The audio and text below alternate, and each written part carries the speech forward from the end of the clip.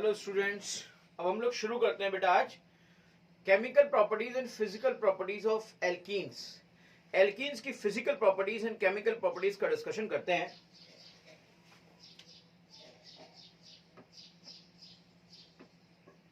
Physical properties of alkene, alkene की physical और chemical properties का डिस्कशन करते हैं।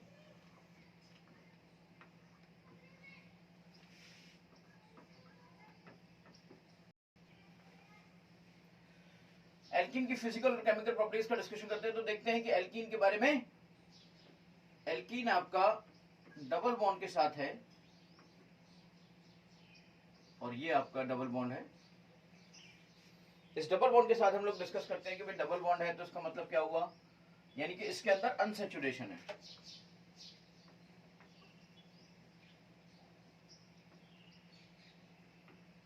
अनसैचुरेशन से क्या होगा कि ये जो पाई बॉन्ड होगा, ये पाई बॉन्ड जल्दी टूट जाएगा। पाई बॉन्ड जल्दी टूट जाएगा तो हम यहां से एक बात कह सकते हैं कि alkenes are more reactive than alkenes. Alkenes are more reactive then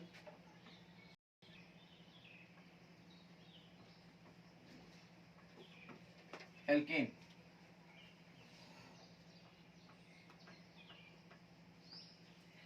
अब एल्कीन्स आपके रिएक्टिव होते हैं एल्केन से ज्यादा। इसके अलावा एल्कीन्स का और एल्केन्स की बाकी फिजिकल प्रॉपर्टीज ऑलमोस्ट सेम होती हैं।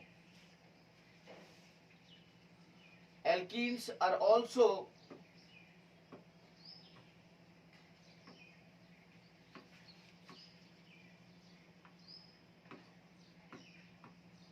lighter than water, means its density,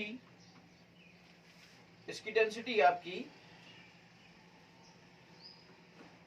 इसकी डेंसिटी बेटा लेस देन वाटर होती है। लेस देन वाटर, इसकी डेंसिटी लेस देन वाटर होती है। एल्कीन्स का भी एल्कीन्स जो होते हैं they also have, alkenes also have low melting point and low boiling point and increases with molecular weight, और molecular weight की तरह ही इसमें भी बढ़ता है। जैसे कि एल्केन्स में molecular weight के साथ बढ़ता था, यहां पर भी molecular weight के साथ बढ़ता है। ओके बेटा,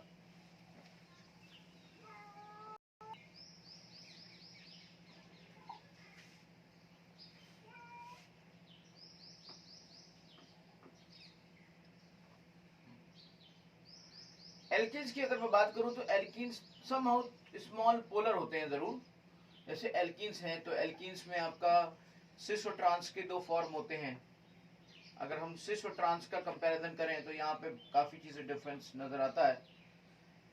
एल्कीन का जो ट्रांस फॉर्म होता है ना, ये तो बेटा एग्जैक्टली नॉन पोलर होता है, जिसके बारे में हम लोग डिस्कस भी कर चुके हैं। और यहाँ से जो डाइपोल मोमेंट हमने निकाला था वो भी म्यू होता है। लेकिन सिस का थोड़ा सा डाइपोल मोमेंट आता है, हल्का सा स्लाइटली पोलर होता है, ये स्लाइटली पोलर होता है और इसका डाइपोल मोमेंट 0 नहीं आता। इसी वजह से जो मेल्टिंग पॉइंट की, बॉइलिंग पॉइंट की अगर हम बात करते हैं तो बॉइलिंग पॉइंट के केस में सिस का बॉइलिंग पॉइंट ट्रांस के बॉइलिंग पॉइंट से ज्यादा होता है। And this is the reason, इसी वजह से जो मेल्टिंग पॉइंट होता है वो ट्रांस का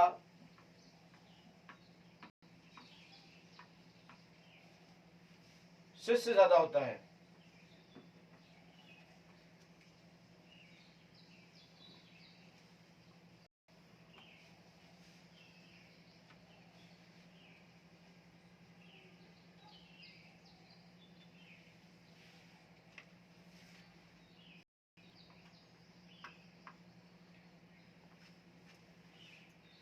अगर मैं यहां पे सॉल्युबिलिटी की बात करूं तो सॉल्युबिलिटी भी देखी जाए तो सिस की सॉल्युबिलिटी ट्रांस की सॉल्युबिलिटी से ज्यादा होती है।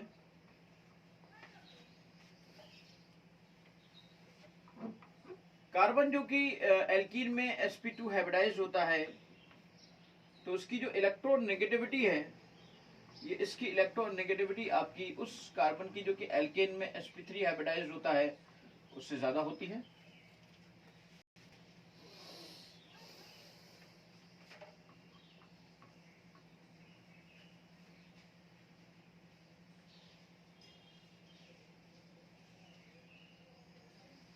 हीट ऑफ हाइड्रोजनेशन की बात करें, डेल्टा एच हाइड्रोजनेशन की बात अगर मैं करूं,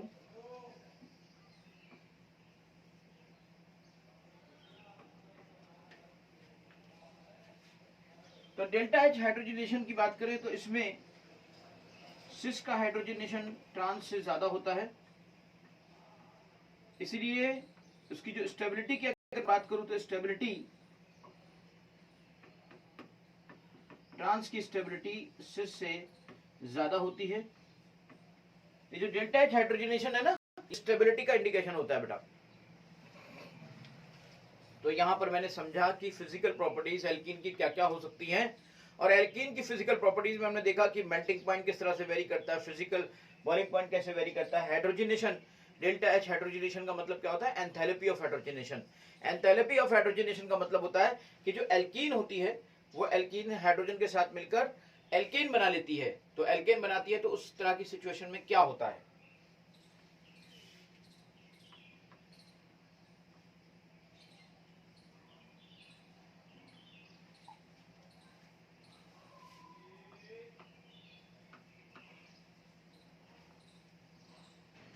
अब हम बात करते हैं इसकी केमिकल प्रॉपर्टीज की।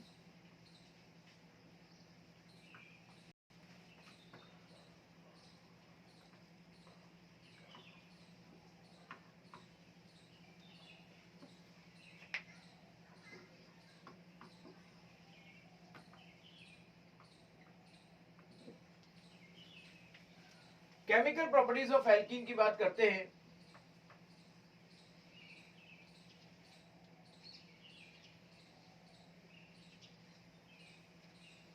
एल्कीन की केमिकल प्रॉपर्टीज में सबसे पहले हम समझते हैं कंबशन। सबसे पहली रिएक्शन तो कंबशन ही होती है भाई। हर चैप्टर में हम सबसे पहले कंबशन ही समझेंगे, ये कंबशन क्या होता है। कंबशन में मैं आपको इसका जनरल फार्मूला दे दूं। जनरल फार्मूला होता है CnH2n, और उसका ऑक्सीजन के साथ आपको कंबाइन कराना होता है, और इस तरीके से आपको CO2 और H2O बनाना होता है। जहां तक अगर ये देखा जाए इसकी बैलेंसिंग की, और एक एक्सोथर्मिक रिएक्शन है ये। एक्सोथर्मिक रिएक्शन का मतलब होता है कि जिसमें हीट रिलीज होती है, हीट निकलती है, उसे एक्सोथर्मिक रिएक्शन कहते हैं। उसे एक्सोथर्मिक रिएक्शन कहते हैं। और यहाँ पर बेटा एक हीट बहुत जबरदस्त निकलती है, कंबशन होता है। चलिए बैलेंस करते हैं इस पूरी रिएक्शन को। तो हर तरह की एल्कीन के साथ हमारे साथ कंबशन रिएक्शन हमें मिल जाएगी। एन यहाँ पे लेते हैं तो एन यहाँ पे ले लीजिए, कार्बन को बैलेंस कर लीजिए, फिर ऑक्सीजन को बैलेंस कर लीजिए, फिर हाइड्रोजन को बैलेंस कर लीजिए, फिर ऑक्सीजन को बैलेंस करिए। हाइड्रोजन को हमने बैलेंस किया तो यहाँ पर भी हमारे पास एन ही आएगा। अब हमारे पास देखिए हाइड्रोजन भी बैलेंस हो चुका है, कार्बन भी बैलेंस हो चुका है, और लास्ट में हम ऑक्सीजन को बैलेंस करेंगे। वहां पे एक एन है, बाकी यहाँ पे 2n है, यानी कुल मिला के 3n है। तो हम यहाँ पर अगर 3n/2 लिख देंगे तो I think this reaction will be balanced. Stoichiometrically देखिए ध्यान से, n ये है, n ये है, 2n है तो 2n हो गया। अब n ये और 2n ये है तो 3n, तो 3n आपका ये हो गया।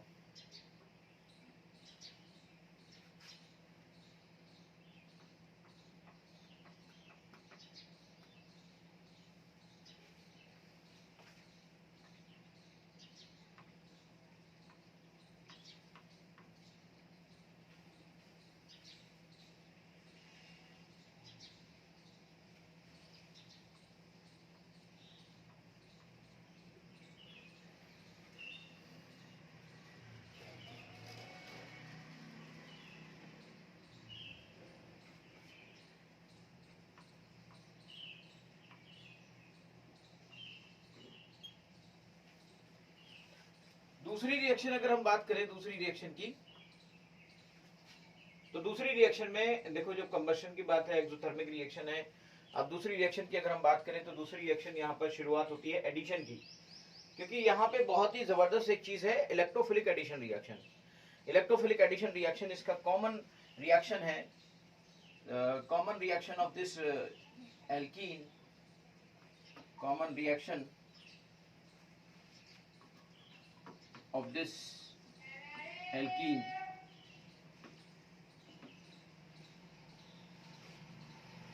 is electrophilic addition reaction.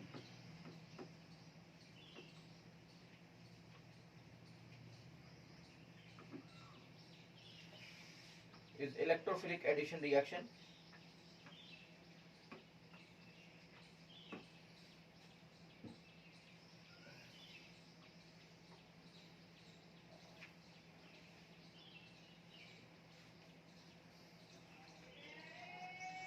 अच्छा, मान लीजिए यहाँ पर अगर कोई सिमेट्रिकल एल्कीन होती है या अनसिमेट्रिकल एल्कीन होती है, उससे तो बात की बात है। फिलहाल मैं आपको बताऊं, जैसे कोई चीज आपको यहाँ पे ऐड करती है, जैसे HX को आप ऐड कराते हो, HX को आप ऐड कराते हो तो ये H प्लस होता है बेटा, ये माइनस होता है। तो ये जो प्लस होता है ना, ये प्लस कहाँ जाकर बैठ जाता है, देखिएगा जरा ध्यान से, ये प्लस आपका डबल बॉन्ड पे आके बैठ जाता है, और इस तरीके से ये प्लस जब डबल बॉन्ड पे आके बैठ जाता है तो ये आपका H इस तरीके से, H इस तरीके से, और ये प्लस हो जाता है। फिर हम यहाँ पे देखते हैं, यहाँ से या तो यहाँ से इसको बॉन्ड को तोड़ते हैं या यहाँ से बॉन्ड को तोड़ते हैं। ये डिपेंड करता है कि किधर से हमारा कार्बोकैटायन जो बनेगा वो ज्यादा स्टेबल कार्बोकैटायन बनेगा, उस तरीके से हम इसको तोड़ते हैं। और जहाँ से देखो, दुनिया भर की हर रिएक्शन का मतलब एक ही होता है कि आप मैक्सिमम स्टेबिलिटी प्रोवाइड करा पाए, आप मैक्सिमम स्टेबिलिटी प्रोवाइड करा पाए, बस एक ही मकसद है, कोई दूसरा मकसद नहीं है। तो इसलिए उसी चीज को आप ध्यान रखें और अच्छे से ध्यान रखें। यहाँ पर अगर हम बात करते हैं आपकी कि इस तरीके से, मान लीजिए सिमेट्रिकल एल्कीन होता है, एक अनसिमेट्रिकल एल्कीन होता है। सिमेट्रिकल होगा तो कहीं से भी तोड़ सकते हो, दोनों तरफ से आपका बराबर का कार्बोकैटायन रहेगा। लेकिन अगर अनसिमेट्रिकल हुआ तो अनसिमेट्रिकल में फिर एक तरीका ये बनता है आपका,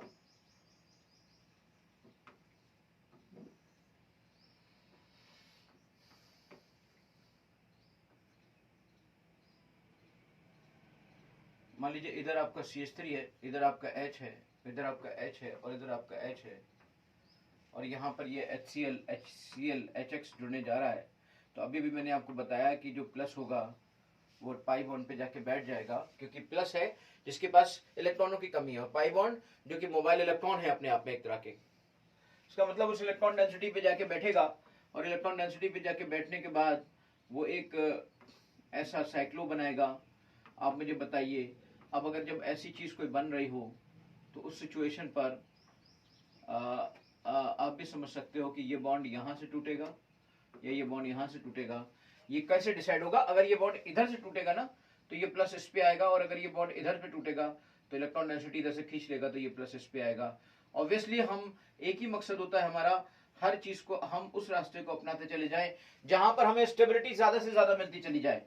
तो स्टेबिलिटी ज्यादा से ज्यादा मिलती चली जाए, इसका मतलब ये हुआ, ये हमारा H हो गया, ये हमारा H हो गया, और इस तरीके से हमारा ये H हो गया, यहाँ से टूटा, और ये आपका प्लस और ये आपका CH3। ये एक तरीके से अगर आप देखें तो मैकेनिज्म है। अदरवाइज आपका जो मार्कोनी ऑफ रूल है ना, आप मार्कोनी ऑफ रूल को सीधे सीधे यहाँ पर यूज कर सकते हो, मार्कोनी ऑफ रूल को आप सीधे सीधे यूज कर सकते हो। तो बेटा यहाँ से आपका X माइनस आता है, X माइनस आपका इस तरीके से ये लगकर और यहाँ पे लग जाता है। तो आप देखोगे कि जो रिजल्ट मिला है वो वैसा ही रिजल्ट है जैसा कि मार्कोनी ने बताया था। तो बेसिकली कोई रिजल्ट क्या होते हैं, ये रूल क्या होते हैं, ये कुछ और नहीं होते हैं, बस एक मैकेनिज्म को हम एक शॉर्ट ट्रिक के जरिए प्रेजेंट कर देते हैं। तो देखिए, उसने कहा था कि नेगेटिव पार्ट वहां जुड़ेगा जहां पर, मार्कोनी ने कहा था कि नेगेटिव पार्ट वहां जुड़ेगा जहां पर हाइड्रोजन की कमी होगी। देखिए, नेगेटिव पार्ट वहीं जुड़ रहा है जहां पर हाइड्रोजन की कमी थी, यहाँ पर 2 हाइड्रोजन थे और यहाँ पर सिर्फ 1 हाइड्रोजन था। तो नेगेटिव पार्ट वहां जुड़ेगा, मार्कोनी ऑफ रूल फॉलोड, एक तरीके से हम यहाँ पे देखेंगे तो, और पॉजिटिव पार्ट दूसरी जगह जुड़ जाएगा। तो पॉजिटिव पार्ट आपका यहाँ जुड़ गया और नेगेटिव पार्ट यहाँ जुड़ गया। तो कहने का मेरा मतलब ये हुआ कि जो हम एक मार्कोनी ऑफ रूल को देख रहे थे, इलेक्ट्रोफिलिक एडिशन की मैकेनिज्म को हमने समझा कि इलेक्ट्रोफिलिक एडिशन की मैकेनिज्म होती कैसी है। इसी मैकेनिज्म को फॉलो करते हुए सारी इलेक्ट्रोफिलिक रिएक्शंस होती हैं बेटा।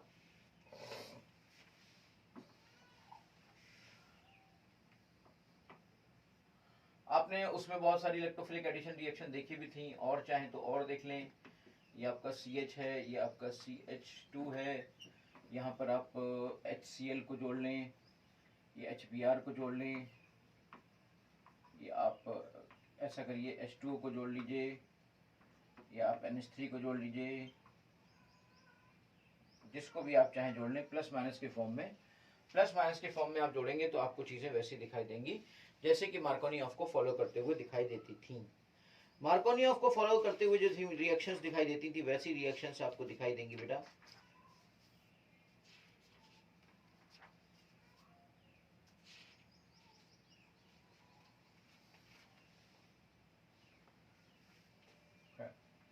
अभी हम इसकी रिएक्शन को थोड़ा सा और देखेंगे। इसकी रिएक्शन के बारे में हम सब जानते ही हैं कि ये आपका NH2 माइनस और H प्लस में चला जाएगा, और इसकी भी मैकेनिज्म ऐसी होती है, H प्लस और OH माइनस में चला जाएगा। लेकिन यहाँ पर थोड़ा सा हम अभी स्पेशल पॉइंट और देखेंगे, और HCl है, HBr है, या तो HF है या HI है, इनके बारे में सभी जानते हैं कि किस तरह से ये रिएक्शंस होंगी। Minus minus minus plus minus plus, बिल्कुल वैसे ही माइनस प्लस ऐड करते चले जाइए, minus plus minus plus, minus यहाँ प्लस यहाँ, माइनस यहाँ प्लस यहाँ, माइनस यहाँ प्लस यहाँ, और इस तरीके से आपको डिफरेंट डिफरेंट प्रोडक्ट्स मिलते चले जाएंगे।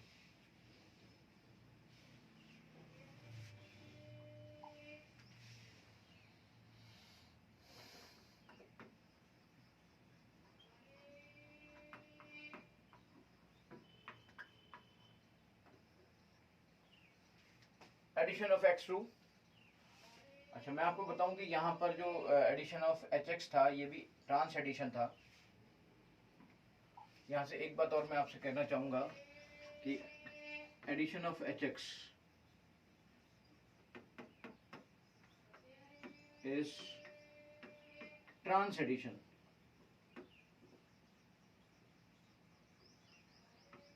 ये क्या मतलब होता है ट्रांस एडिशन का? ट्रांस एडिशन का मतलब क्या है? What do mean by trans addition? चलिए मैं आपको बताता हूँ। देखिए, जैसे अभी आपने देखा, तो ये देखा आपने, एक H ऊपर जुड़ा और X नीचे जुड़ा, इसका मतलब ऑपोजिट फॉर्म में जुड़े, इसे ट्रांस एडिशन कहते हैं। और अगर ये जो है ना, अगर ये चीज आपकी यहाँ पर H भी इधर ही साइड में जुड़ता है, X इधर जुड़ा और H भी इधर ही जुड़ता, तो इसे हम सिन एडिशन कहते हैं बेटा। तो सिन एडिशन और ट्रांस एडिशन का मतलब समझो। तो मैंने rule followed by trans addition ऐसे लिख सकता था मैं। ये इसलिए बताया कि स्टीरियो केमिस्ट्री पर अगर कोई क्वेश्चन बन जाए तो आपके लिए दिक्कत ना हो और आप इजीली चीजों को कर पाए। ये आपका है ट्रांस एडिशन। आपको बताएं, ये जो Br2 है या X2 है, ये भी आपका एक तरह का ट्रांस एडिशन ही है बेटा। तो यहीं पर मैं पहले बता दे रहा हूं कि this is also a type of trans addition. बिल्कुल उसी तरीके से होता है। कैसे होता है आप समझ सकते हो कि जैसे ये CH3 है, ये CH है, अनसिमेट्रिकल पे लेते हैं, सिमेट्रिकल पे तो अपने आप हो जाएगा। X2 हमारा यहाँ पे करता है, थोड़ा सा टेम्परेचर लेते हैं, तो जो CH3 और CH ऐसे, तो ये अगर एक X ऊपर जो ऐड होता है तो दूसरा X नीचे आता है, so this is called trans addition. ठीक है। एडजेसेंट कार्बन पे जो दो H होते हैं बेटा, इसे कहते हैं विसिनल डाइहैलाइड। तो एक तरीके से इससे विसिनल डाइहैलाइड्स बनते हैं हमारे। हम कह सकते हैं कि विसिनल डाइहैलाइड, ये आईयूपैक में नहीं होता, ये कॉमन नोमेनक्लेचर की बात है, कॉमन नोमेनक्लेचर का नाम है विसिनल डाइहैलाइड, हम यहाँ पे बोल सकते हैं। और वैसे आईयूपैक नेम तो आप रख ही लोगे, उसमें तो कोई ऐसा मसला है नहीं। यहाँ का एक बहुत ही स्पेशल केस है जिसे हम कहते हैं ब्रोमीन का एडिशन। एडिशन ऑफ ब्रोमीन में या एडिशन ऑफ Cl2 में, एडिशन ऑफ ब्रोमीन की बात अगर हम करें, एडिशन ऑफ Cl2 की अगर हम बात करें, और नॉर्मली हमारा जो यहाँ पर लिया जाता है वो CCl4 as a inert solvent लिया जाता है। CCl4 भी ले लेते हैं as a inert solvent. Solvent लेने की बात आए तो CCl ले लेते हैं। और अगर मैं बात करूं कि मैं सिस एल्कीन ले रहा हूं कि ट्रांस एल्कीन ले रहा हूं, तो मान लीजिए मैं सिस एल्कीन ले रहा हूं या ट्रांस एल्कीन मैं एक ले लेता हूं। पहले सपोज करिए मैंने एक ट्रांस एल्कीन ले ली। If I am taking a trans alkene like this, if I am taking a trans alkene, मान लीजिए मैंने एक ट्रांस एल्कीन ले ली और मैंने वहां पर Br2 का एडिशन कराया, Br2 / CCl4, वो सब तो आप जानते ही हो। तो यहां से जो बनेगा ना, तो ये पता है कैसे बन जाएगा, ये आपका HBr Br एक तरफ से इधर से जुड़ेगा और एक तरफ से इधर से जुड़ता है, लेकिन आपको दिखेगा ये कि फ्रंट और बैक से जुड़ेगा, लेकिन आएगा इस तरीके का रिजल्ट जब आप सही से फीचर प्रोजेक्शन में लिखोगे ना, तो वो इस तरह से आएगा। तो आप देख रहे हैं यहाँ पर कि अगर हम ट्रांस एल्कीन ले रहे हैं तो ट्रांस एल्कीन पर मीजो मिल रहा है। आपको याद होगा मैंने वहां पर जब सिस और ट्रांस के बारे में बात कर रहा था तो एक फॉर्मूला दिया था आपको कि मिस्टर टैम कार में जा रहे हैं। कहां जा रहे हैं? मिस्टर टैम कार से जा रहे हैं। तो मिस्टर टैम कार से जा रहे हैं, टैम का मतलब क्या होता है? ट्रांस पर एंटी एडिशन पे मीजो मिलता है, ट्रांस पर एंटी एडिशन पे मीजो मिलता है। देखिए मैंने फिर से एक फॉर्मूले का नाम दे रहा हूं मैं आपको कि mister time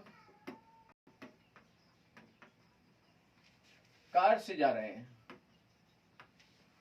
mister time car से जा रहे हैं। टी फॉर ट्रांस,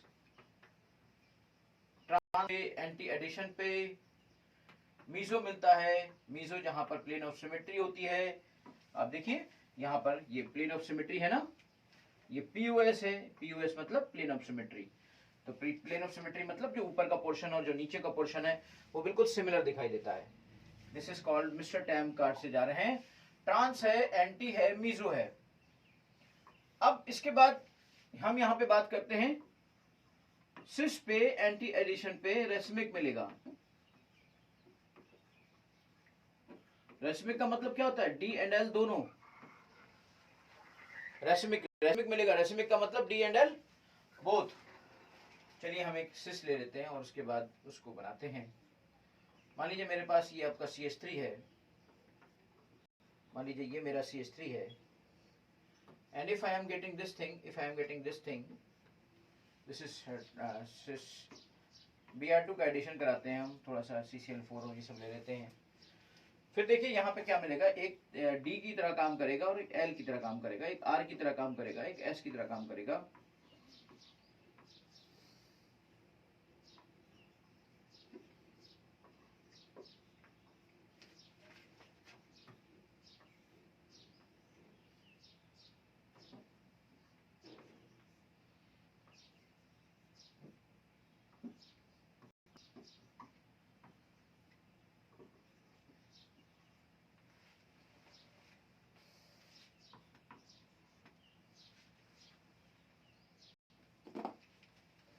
तो ये आपका एक R है, एक आपका S है, तो एक R है, एक S है, और R और S मिलकर आपका RS बनाते हैं। तो जब R और S मिलकर ये बनाते हैं बेटा, तो इस तरह की सिचुएशन आपकी आती है। ठीक है, तो मिस्टर टैम आपके कार से जा रहे थे,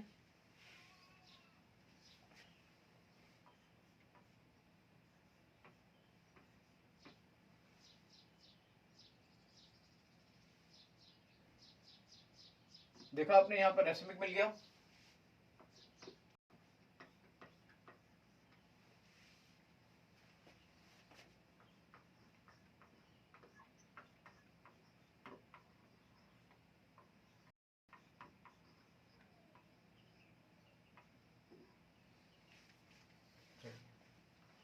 एडिशन ऑफ X2 हो गया। एडिशन ऑफ X2 ने जितने भी तरह के क्वेश्चन हो सकते थे, जो पॉसिबिलिटीज थी, वो हमने बात की। अब हम बात करते हैं एडिशन ऑफ HOX की।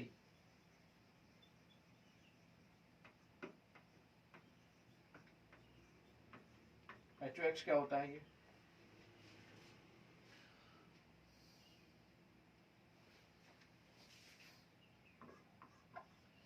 HOX में बेसिकली OH माइनस होता है और X आपका प्लस होता है। इसका एडिशन आपका हेलोहाइड्रिन बनाता है।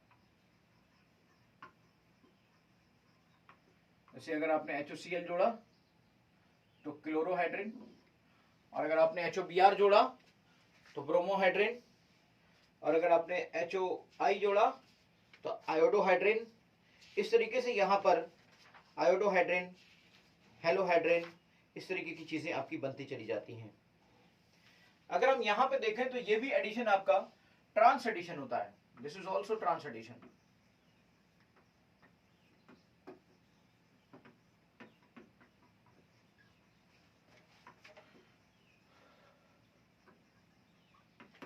अगर आपने HOCl जोड़ा तो क्लोरोहाइड्रिन, HOBr जोड़ा ब्रोमोहाइड्रिन, इस तरीके की चीजें होती है। बेसिकली ये HOX बनता कैसे, मैं आपको बताऊं। अगर आप HX को बनाना चाहते हो तो आपको समझना चाहिए कि अगर आप HX को और वाटर को एक साथ ले लोगे, यानी कि इसको आप एक साथ मिला लोगे, तो आप देखो ना यहां से आपको बन जाएगा HOX, यानी HOX, OHX, यहाँ पे प्लस हो गया, यहाँ पे माइनस हो गया, दोनों के साथ ये ऐड हो जाता है, दोनों के साथ ऐड होने के बाद ये बन जाता है HOX।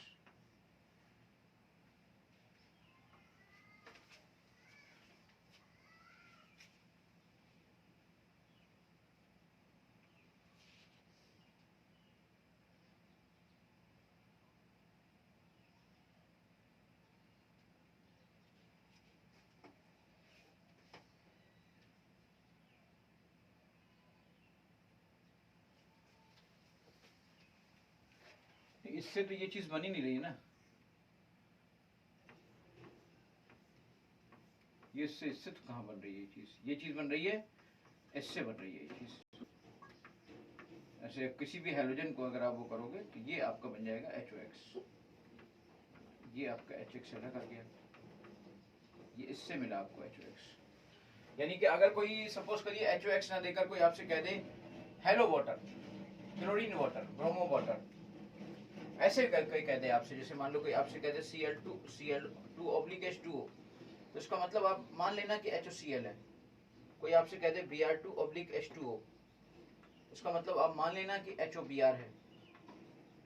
कोई आपसे कह दे I2/H2O, तो इसका मतलब आप मान लेना कि HOI है।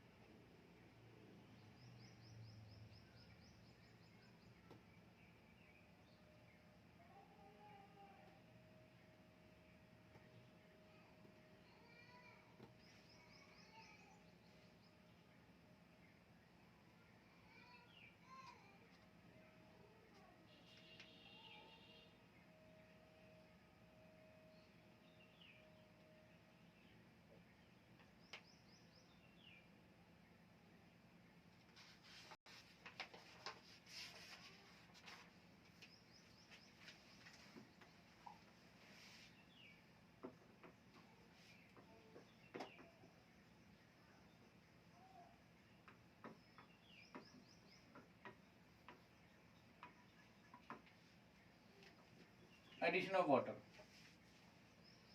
एडिशन ऑफ वाटर में अगर आप देखिए, ध्यान से देखेंगे एडिशन ऑफ वाटर, तो addition of water basically alcohol बनाएगा फाइनली।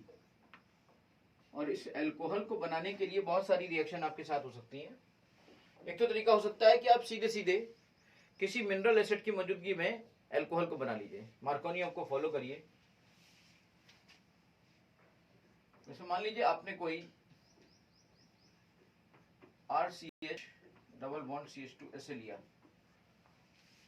और आपने वाटर के साथ रिएक्ट कराया, और कोई मिनरल एसिड का मतलब समझते हो, HNO3, H2SO4, H3PO4, कोई मिनरल एसिड आपने ले लिया, और मिनरल एसिड आपने लेने के बाद मार्कोनियम को फॉलो कराते हुए इससे हम ये मान लें कि H+ और OH- मिल रहा है। ऐसे डायरेक्टली नहीं रिएक्ट करता है ये, लेकिन मार्कोनियम किसी एसिड की मौजूदगी में ये एसिड हमें क्या देगा, एसिड हमें ये देगा।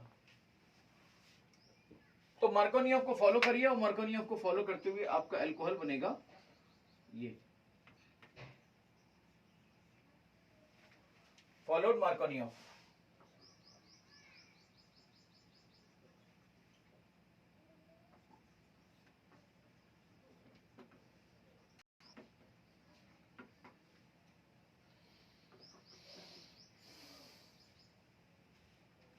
एक तो सीधे सीधे हो गया, दूसरा है by addition of sulphuric acid.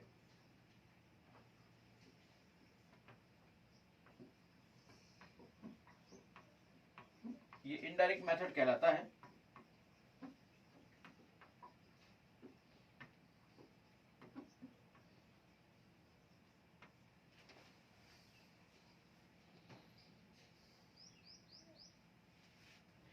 इसमें क्या होता है, जैसे मान लीजिए आपका ये H2SO4 है, तो HHSO4 माइनस इस तरीके से हो गया, H प्लस HSO4 माइनस इस तरीके से हो गया। और इसको भी मार्कोनियोव को फॉलो कराइए, और मार्कोनियोव को फॉलो कराते हुए इसको बनाइए। ये आपका बन गया H2SO4 के साथ, बोलिए। और उसके बाद आप H2O के साथ H2O की रिलेशन H2O के बॉयल कर दीजिए।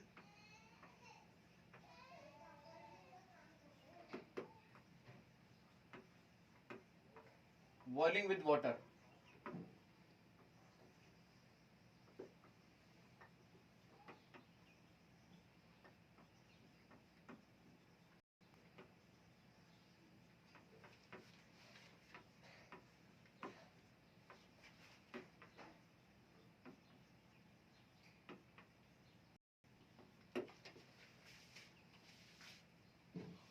ठीक है बेटा।